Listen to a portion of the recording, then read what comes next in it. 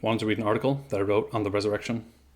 The strongest argument against the resurrection of Jesus is that there's any debate about it at all. Consider the purpose of the resurrection of Jesus in Christian theology.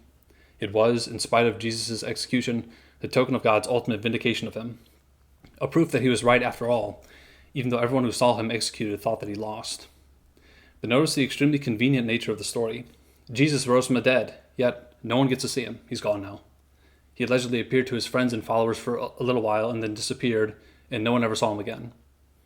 This is the opposite of vindication.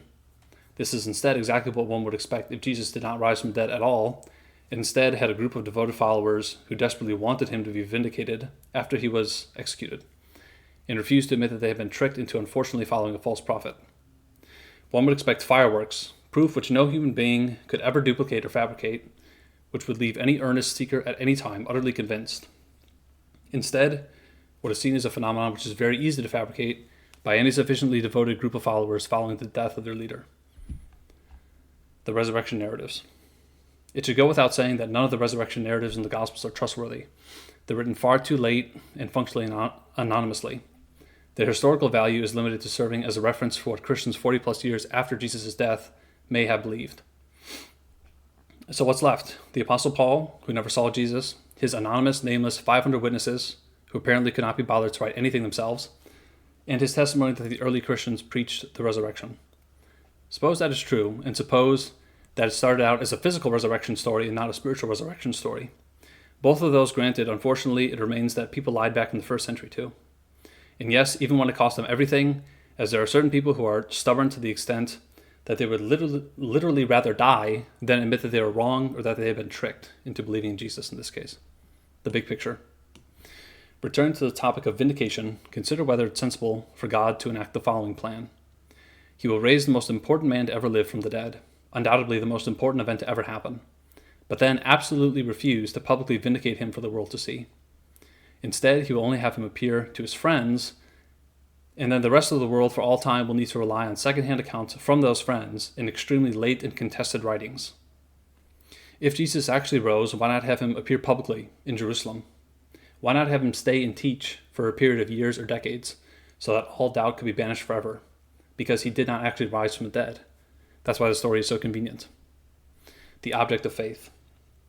If God raised Jesus from the dead, then any who actually saw the risen Jesus with their own eyes would be able to say that they have faith in God and God's vindication of him.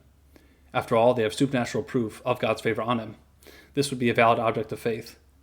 But for all those who have never seen the risen Jesus, their faith is not in God. It's instead in the unreliable testimonies of human beings. And human beings lie a lot, even over very important things because they have agendas. So why would God shift the object of faith from direct evidence, seeing Jesus, to something that has burned basically every single human being to ever live, secondhand, and in this case, extremely contested human testimony? This shift rewards gullibility and opens the door to lots of confusion and the constant consideration of the possibility of fraud in the mind of any thinking person. It also makes verification impossible. In this scheme, the only ones who are rewarded are those who believe a story for which they have no evidence beyond the fervent assertions of the person in question's own followers. But how is the average person, 2,000 years later, supposed to distinguish between the extraordinary claims of one devoted sect, which turn out to be true, and the extraordinary claims of another devoted sect, which turn out to be lies? Many groups throughout history have claimed many incredible miracles, which were supposed to vindicate them as being the true religion. At this late stage of human history, so far removed from the events, if one chooses to make the leap of faith, it is a leap into extremely shoddy, contested human testimony, not faith in God. However, in the case of Jesus specifically, the task is made easy, as one can examine the book that these people touted as being divine in their day, the Tanakh, and see that it contains errors and absurdities, and comes to the obvious conclusion that they were unfortunately a very confused, very angry sect of a false religion. Therefore, if they claimed, even under duress, that their executed leader rose from the dead, but no one gets to see him, he's disappeared now, don't ask, then one can conclude that they were lying, if they ever claimed such a thing at all. Conclusion. No, Jesus did not rise from the dead. If he did, there'd be no question at all about it, because the vindication of God would be so clear that the evidence would be unassailable, and all doubt would be banished forever. What is seen instead in Christianity is exactly what one would expect from the devoted followers of a failed apocalyptic prophet who refused to admit that they had unfortunately been duped.